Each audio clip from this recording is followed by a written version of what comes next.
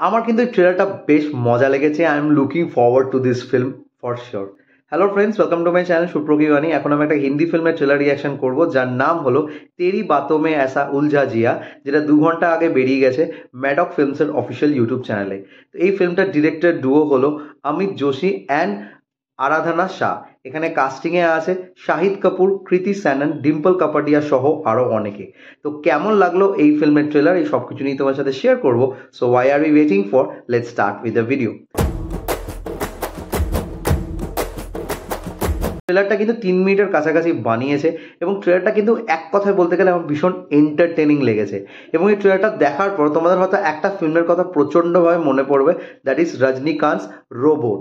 এবং সেটার রিজন তোমরা ট্রেলার দেখলেই বুঝে যাবে। তাও যদি ছোট্ট করে বলি, ট্রেলারের মধ্যে আমরা কি দেখতে পাচ্ছি Shahid Kapoor is falling in love for a girl, যে চরিত্রটা প্লে করছে Kriti Sanon, and they are having party, they are enjoying. But ultimately সে দেখতে পাচ্ছে যে একটা মেয়ের যা যা কোয়ালিটি থাকা উচিত সেই সব কোয়ালিটিগুলো সেই মেয়েটার মধ্যে নেই। Ultimately they decided to get married, এবং ম্যারিড হওয়ার জন্য শাহিদ কাপুরের বাড়ির লোকের সাথে তারা আলাপ আলোচনা করতে যায়। তারপরে গল্পের মধ্যে টুইস্ট আসে যে সেই মেয়েটা যার সাথে সে প্রেম করছে সে অ্যাকচুয়ালি কোনো মানুষই নয়, সে একটা হিউম্যানয়েড। ইয়েস, সে একজন আর্টিফিশিয়াল ইন্টেলিজেন্স রোবট, যাকে এক্সপেরিমেন্ট করার জন্য মার্কেটে ছাড়া হয়েছিল। এবং সেই এক্সপেরিমেন্টটার যে গভর্ন করছে সেটা হচ্ছে ডিম্পল কাপাডিয়ার একজন চরিত্র, এছাড়াও আরো অনেকে আছে। এবং আলটিমেটলি সে তার লাভটাকে কিভাবে বাঁচাবে, এবং আলটিমেটলি একটা ম্যান আর মেশিনের মধ্যে যে লাভ হয়েছে সেটা কি আলটিমেটলি বাড়বে বা কিছু একটা ঘটবে, সেটা জানার জন্য আমাদের ফিল্মটা দেখতে হবে, যেটা 9th ফেব্রুয়ারি 2024 কিন্তু থিয়েট্রিক্যাল রিলিজ পাচ্ছে। এটা ভ্যালেন্টাইন্স উইকে কিন্তু রিলিজ হচ্ছে। তো this time a love story with a different aspect, and at the same time man falling in love with a machine. নাও এই অ্যাসপেক্টটা কিন্তু এর আগে রোবটতেও আমরা দেখেছি। এবং আরেকটা সিরিয়াল ছিল স্টার প্লাসে, হয়তো তোমরা অনেকেই জানো, হামারি বহু রজনীকান্ত।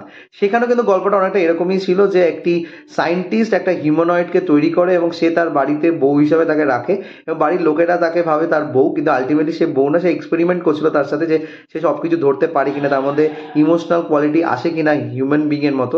তো সেই সব জিনিসকে দিয়ে একটা কমেডি সিরিয়াল হতো স্টার প্লাসে, হয়তো তোমরা অনেকেই দেখেছো, আমি দেখেছি বলেই তোমাদের সাথে শেয়ার করছি।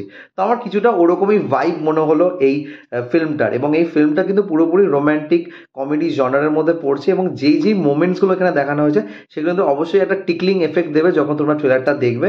তার সাথে সাথে ট্রেলারটার মধ্যে একটা পশ ব্যাপার আছে, প্রিমিয়াম ব্যাপার আছে, এবং বেশ খরচা করেছে ফিল্মটার মধ্যে, বোঝাই যাচ্ছে। এবং যে লোকেশনসে শ্যুট করা হয়েছে সেগুলো দেখতে কিন্তু ছকছকে লাগছে।